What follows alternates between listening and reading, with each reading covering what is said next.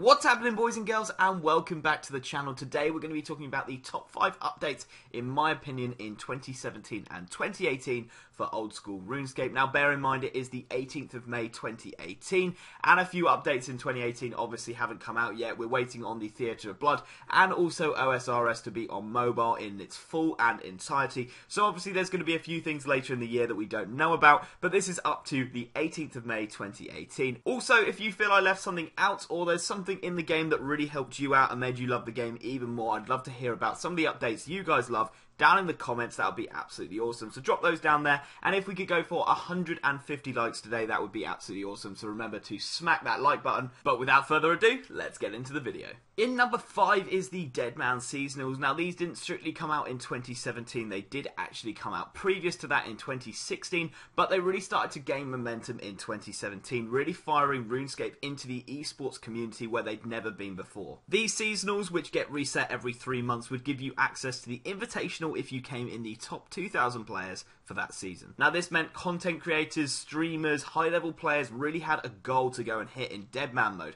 It caused people like Torvesta, whose channel got ballooned after Deadman mode coming out, Boaty, and people like that, to be able to show some really high level content against other players who people had never heard of. Not to mention the exciting content we got to watch as the viewers, the $10,000 the winner gets, and the exposure old school RuneScape got for becoming a competitive esport that took real skill to win. In number 4 was Fossil Island, which was a new island we got to discover in 2017. It brought areas like the volcanic mine, the underwater adventures, and some new wyverns which we probably won't talk about. It also brought us a new way of skilling, for example with birdhouses, herbivores, Suliskept mushrooms, and fossils when you complete any of these tasks. These fossils can then be redeemed for XP and kudos at the Varrock Museum. Effectively, what Fossil Island did was give us a new lease of life in skilling and just freshen it up a little bit for those who are getting bored of the old methods. If you're new to the game and haven't checked out Fossil Island, I would highly recommend it. It will give you a new outlook on old school RuneScape and how they've been changing the game in the last few years. In number 3 is Dragon Slayer 2, which I personally think is the best quest that old school RuneScape has ever had. I know from my personal experience and a lot of other people I've spoken to, they think Dragon Slayer 2 was incredibly enjoyable to do,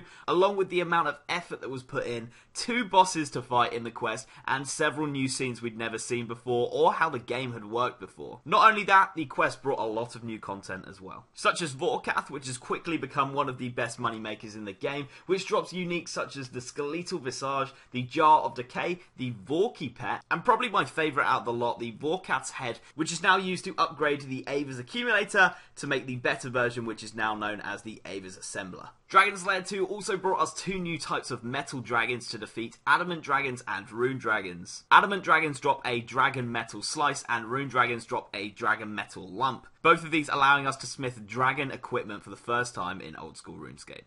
Not only is Vorkath a great moneymaker, so is Addy and Rune Dragons for those that don't want to boss. In number 2 is the Inferno, the hardest challenge old school RuneScape has for its players. 69 waves that pretty much test every part of combat and skill the player has. The Inferno was the upgraded version of the Fight Caves, which back in the day used to be a hard feat to complete. Now the Fire Cape looks tame compared to the Infernal Cape, which players now get from completing the Inferno. As of the 23rd of October 2017, only 482 players had got to the Infernal Cape. That number is definitely higher now, but in no way an easy feat to achieve. In number 1 has to be the Chambers of Zurich. The Chambers of Zurich showed OSRS in a new light. Play on your own, with friends, or up to 100 players in the same instance to complete the Chambers of Zurich. Raids brought new bosses, new mechanics, new way of using your skills. For example, different things to hunt, different things to cook, new potions to make, which the game had never seen before. Efficiently completing raids is easily the best money in the game, earning anywhere up to 3 mil an hour plus, with this number not really being capped anywhere because of some of the items that come out of the Chambers of Zurich. Undoubtedly, the best item to come out of the Chambers of Zurich is the Twisted Bow. The Twisted Bow is incredibly balanced, but not in the usual way. It's incredibly overpowered, but at the same time incredibly difficult to obtain. It puts the bow in a unique position where the player must have grinded or maxed their account to the point where they deserve the bow, and this is why I personally feel the bow is overpowered, but a deserved overpowered. And that is just one of the rewards you can get from the Chambers of Zurich. The Dragon Claws, the famous Dragon Claws, came back into the game